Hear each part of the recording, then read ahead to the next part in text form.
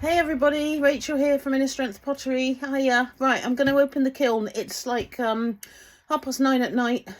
I've been waiting all day for the kiln to open. I'm a bit worried because last night when the kiln was on, actually, well, it got to about 3:30 in the morning and I looked at my phone to check the kiln was still going. It was on about 1100 and... No, it was on about, 1150, something like that, which is about cone 4. In the world of pottery. It needs to go to cone 6, which is about 12:30, 12:40. So I thought, no, it's fine, it's fine. When I woke up this morning, it had switched off, and there was an alarm on the kiln to say that the top temperature hadn't ramped up quick enough, so it wasn't getting enough heat through. So don't know when it stopped, but things can be under fired, which means they go a bit grey and dull rather than that nice shiny glaze you get. So I haven't opened the kiln yet because I've been waiting for it to cool down all day. I'm worried because there's a few pieces in here that are already sold. So it always happens when you do commission pieces that something is going to go wrong. So this is why I'm a bit panicked. So maybe I should have just opened the kiln without you coming with me on this journey. But I thought, no, we'll brave the truth of ceramics and what can happen and what can't happen, and open it with me and see what we get. So we're on 45 degrees, so it's literally taken all day to cool down, so it's a nightmare. But anyway, so I've been itching because the lady is actually coming to collect 5 or 6 pieces from this load in the morning. So I've come out at about 9:30 at night to try and make sure I can sleep tonight, and I'll be happy. If I'm not happy, I'll know I just need to communicate with her and tell her. So top shelf, right, so I can see one of the pieces that's sold and it looks fine, so hopefully it went well. So this is a heart bowl. She wanted some nice blues. She's got I think there's 2 of these in here. A nice heart bowl there. So she wanted nice runny shiny blue. So that actually, you look at it, it's lovely and shiny. So it did get to some sort of close to cone 6 temperatures, cone 5 at least, because if that was cone 4 at 1100, that would not be shiny like that. So that's a really good result. Okay, one good result from there. So this is a bowl that I've done in my new glaze. It's nice grey speckle. It's called Iceland Grey, and that's a really nice one. So that's, I've done a couple of test pieces in this before I go for it and you know, glaze some really, you know, special pieces. So yeah, that looks like it's going to work, that glaze. So I've done a few of those and they've all turned out quite nice. This is a tiny little pot. This is light sepia and it's PC34, and I know that because it says PC34 light sepia on the bottom. So I've done a load of these, and I've marked my codes and my colours on the bottom because they're just little test tiles. You make tiles, but I tend to make pots because they stand up nice. So I've done a pot for every single glaze combination that I've got, just to keep track of what the glaze is and what it looks like on a piece. So I can then choose, you know, when it's a nice finish like this, I know what it's going to end up like, so I can go back to it again and again without rummaging through my photos on my phone and things like that, or guessing, which is pretty much what I do most of the time. So yeah, that light sepia is quite nice on its own. I did a bit of texture here as well, just to see how it breaks over texture as well. So it's a good idea just to have a bit of texture on your test tile to show you, you know, how it reacts to raised bumps and things. So yeah, that's a nice little glaze actually. I've got a lid for something here. It's a nice black actually. Don't know what that glaze is, but it's dark. There should be a pot to match, to go underneath that. Anyway, there'll be a pot. And then this one is also sold. This is a nice big colander in a lovely green colour. That's sold to a different customer that's bought the heart bowls. So that's turned out really lovely. I'm so relieved that the kiln has behaved, even though it gave me an error in the middle of the night. Okay, so that's the top shelf. Ooh. These shelves are still warm, even though it's on 44 degrees now. Those shelves are just about handleable without needing the gloves. So, second shelf. Another heart bowl. This is for Nicola. That's to go, another nice blue to go with the other one. She chose these 2 out of my stock. One's quite large and one's smaller, which is lovely. Oh, so relieved. Anything can happen in this world, you know. Another heart jug in that nice Iceland grey. So yeah, that is going to be a nice colour. Nice. little heart, something a bit different. Okay, and I've got a lot of heart jugs in here because I sold quite a lot of the markets, the Christmas markets this year. That one's in sea turtle.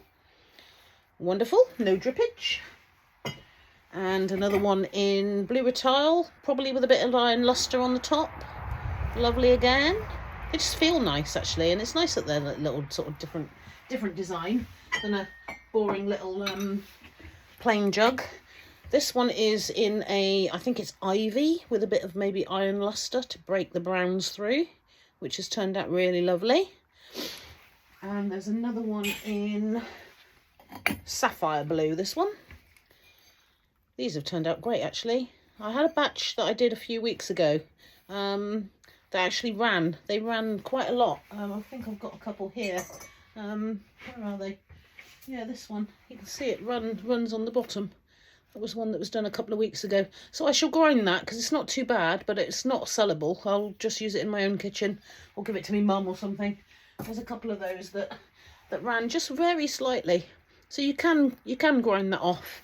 But, you know, they're not sellable. They're seconds, so I don't sell seconds. This one is Smoky Merlot with, I think I put that Iceland grey on the top, actually, just to give it a bit of speckle. So, yeah, that turned out lovely too.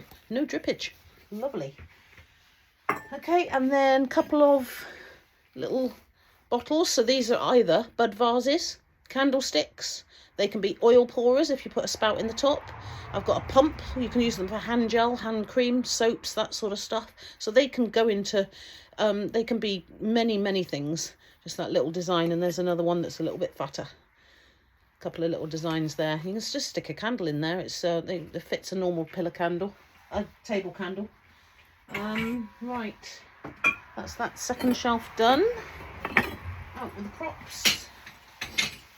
Oh, my nose is cold. It's only about 8 degrees, I reckon. Oh, 6 degrees maybe out there tonight, which is actually warmer than it has been, but it's been raining all day. It's been miserable grey all day today.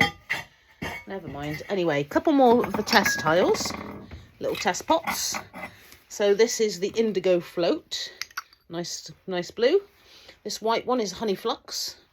Now this honey flux is a glaze that we put underneath as the base layer, or 1 or 2 layers underneath all the other glazes that end up looking like that. So this is a honey flux base, which is that. And then on the top of that, I'll put textured turquoise, blue rattal, things like that. And the flux sits underneath the glazes and merges it in. So that glaze is lovely on its own as a nice white, but it's also used to merge colours together when you're layering. So it has quite a lot of uses. Fluxes are really great. Okay, so these are all sea turtle. That's a nice one of mine. Nice bowl in sea turtle. And there's another one here. That is the base for this, I believe. Yes, it is.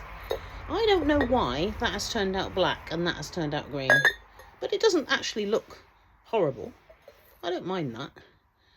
But yeah, strange. One was on the top shelf, one was on the third shelf, so that could be it. You do get different results for different shelves. But yeah, quite a nice fitted lid on that piece. Let's find some space. And lastly, there's a nice, second to lastly, there's a nice big bowl in that sea turtle, which is gorgeous. Again, nice clean bottom, no drippage. Wonderful. And lastly, there is a salt pig in the Iceland grey. Really lovely. Okay. Next shelf. Props to go. Oh, it looks like most of this has actually... Oh, there's a couple more test tiles here. There's a blue ratile. There's an indigo float. I think I showed you those two. And then this one is called Iron Lustre. Now this one, Iron Lustre, is a really good glaze because it looks lovely on its own, if I can keep it still. I've never used it on its own. But when I say about glazes that do this kind of thing, so what I'll do with that one is put honey flux on the bottom. Then I'll put blue ratile or indigo float or something like that, and then an iron lustre just on the rim. So you can see that glaze then goes around the rim, and it just breaks the browns out of the blue and looks lovely. Okay, so yeah, you can use these glazes in all just different kinds of ways. You don't just have to use them on their own to get your standard colours. You can mix and match. Use fluxes to make drips and runs. Now there's a lot of sea turtles, so I've got two more heart bowls in sea turtle. They turned out great, nice and shiny, so the kiln did definitely get up to temperature. What a relief. And I don't know, on a previous video I mentioned that I'd been lucky enough to be invited down to our local village, the village next door to us. We're in Brinkworth here, but Great Somerford is our closest other village. And they have a WI group down in Great Somerford. And I went down there with the wheel and did some throwing demonstrations. And they made some pinch pots. So the pinch pots are all on the bottom here. So these are quirky little pinch pots. They're gorgeous. The ladies did really well. They just sat and played with their clay while I did the throwing demonstration. And yeah, they did enjoy themselves, I think. Well, they said they did anyway. That's Mary. Lovely little dish there. That's Ellie.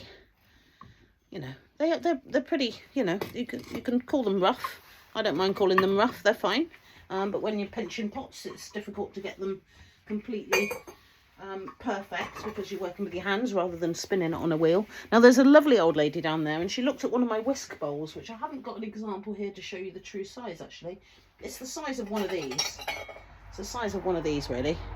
And I do a whisk bowl, which means that this is a small version. So it's got a lip to pour batter that you whisked up. But here you've got an inward curve and an outward curve for the lip. See that? Inward up there, outward here. And the inward one is for your thumb. And then you whisk and then you pour.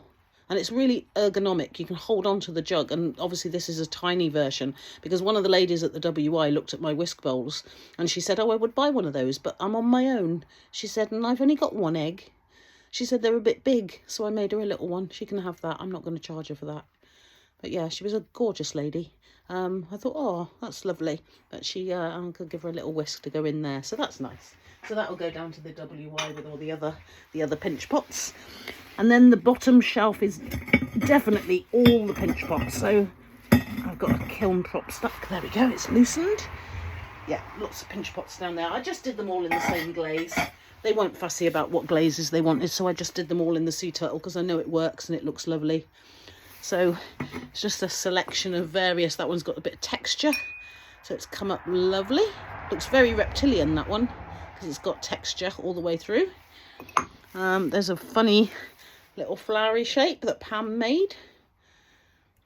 Gorgeous. So with pinch potting, you can make so many different shapes. Nice little curved edges on that one, little scalloped. What else we got? A nice little tiny one for D. There's one here that somebody's made a pot and then put their own little spout on it, which is lovely. And one with a curly top. You know, they're just gorgeous. It was just sort of like, I think it was I think I gave them £0.5 of clay each, you know. It wasn't a massive ball of clay. Nice dish. And then this one is very random. Looks like a shell, isn't it? It's gorgeous. You know, more random the better, I think. That's the thing with throwing. You make perfect round things, but when you get this, you think, yeah, absolutely unique. It's beautiful. And then another one with a bit of a lip on the top. Okay, so that's everything for this load. Pretty good, being as though it did give me an error in the night, so I'm so relieved with that. I can send those ones that have been sold off to their new owners and be thankful that the kiln behaved itself, even though it told lies. Excuse me putting my back to you, but you know, I've got no room to put anything. And thanks for joining me again. All good here. Lovely. Thanks so much. It's now the 17th. I think it's the, hold on. It's the 18th of December. So a week today is Christmas Day. If you are joining in any other videos between now and Christmas, I'll repeat this, but have a wonderful Christmas. All the best wishes for 2026. We all need every bit of good wishes we can get at the moment with this crazy, crazy world. And I wish you every bit of success in whatever your ventures take you to. All right. Thank you, guys. See you soon. Bye-bye.